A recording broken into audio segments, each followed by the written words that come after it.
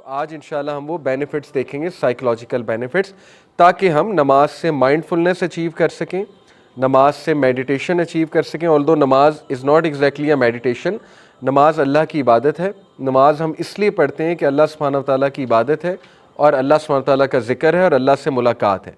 ये टॉप हमारी रीज़न्स हैं नमाज़ पढ़ने की। बट इसके साइकोलॉजिकल बेनिफिट ज़रूर हैं और वो आज हम इंशाल्लाह डिस्कस करते हैं।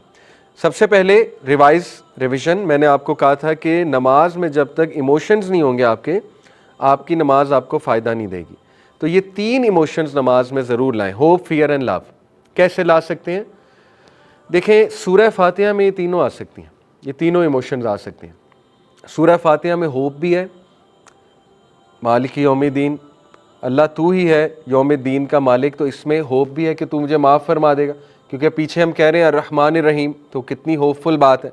उसमें लव भी है, लव फॉर अल्लाह, कि अल्लाह आप इतने रहमान है, इतने रहीम है कि आप मेरे गुनाह कितने माफ़ फरमाते हैं। ठीक है, तो लव भी आ सकता है, होप भी आ सकता है, फियर भी आ सकता है। फियर कहाँ है? गैरिल मग़ज़ूबि अलैहिम वलज़्ज़ालिन, ये फियर का आप इमोशन ला सकते हैं कि अल्लाह मुझे डर लगता है कि मैं भटक ना जाऊँ। आज के दौर में इतने फितने हैं अल्लाह, कि मैं कहीं गैरिल मग़ज़ूब में से ना हो जाऊँ, मग़ज़ूब में से ना हो जाऊँ, या ज़ालिन में से ना हो जाऊँ, जो गुमराह हो गए।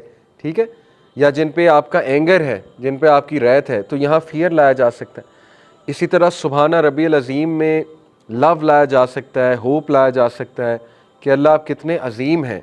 और अपनी कोई दुआ दिल में की जा सकती है रुकू में कि अल्लाह आपको आपकी अज़मत का वास्ता, कि मेरे गुनाह भी बहुत अजीम है लेकिन आप सबसे अजीम हैं, तो आप मुझे माफ़ फरमा दें, आप मुझे बचा लें।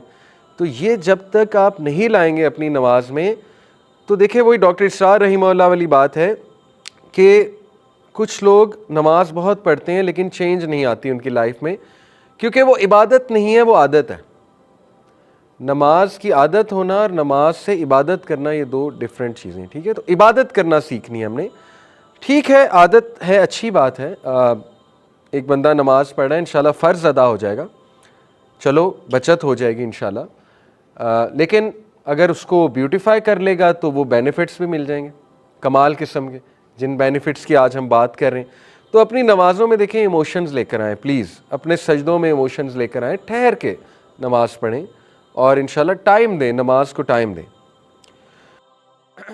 ये कोट अल हसन अल बसरी का, व्हेन सलाह is the least of your concerns then what is your most important concern. किसी ने कहा, अभी मैं सुन रहा था, बड़ा अच्छा जुमला उनका, the only punishment for not offering सलाह इज़ नॉट ऑफरिंग सलाह। बड़ा थॉट प्रोवोकिंग जुमला है। वला तकूनु कल्लज़ीना नसुल्लाह फ़अनसाहुम अनफुसहुम। क्या तुमने देखा उन लोगों को जो अल्लाह को भूल गए तो अल्लाह ने उनका आप उनसे भुला दिया।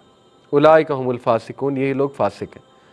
तो उसने कहा कि नमाज पढ़ने की पनिशमेंट यही है कि आप नमाज ना पढ़ो, इससे बड़ी पनिशमेंट और क्या होगी।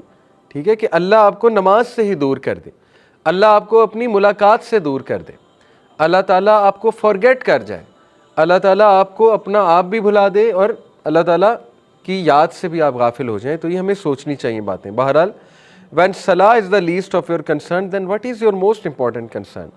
कितना ज़बरदस्त कोट है। हसन अल बसरी हैरान होते हैं कि फिर आप कर क्या रहे हैं, फिर आपका जीने का फ़ायदा क्या है, फिर आपका ज़िंदगी का मकसद क्या है। अगर आप नमाज नहीं पढ़ रहे हैं तो फिर तो सब कुछ वेस्ट है।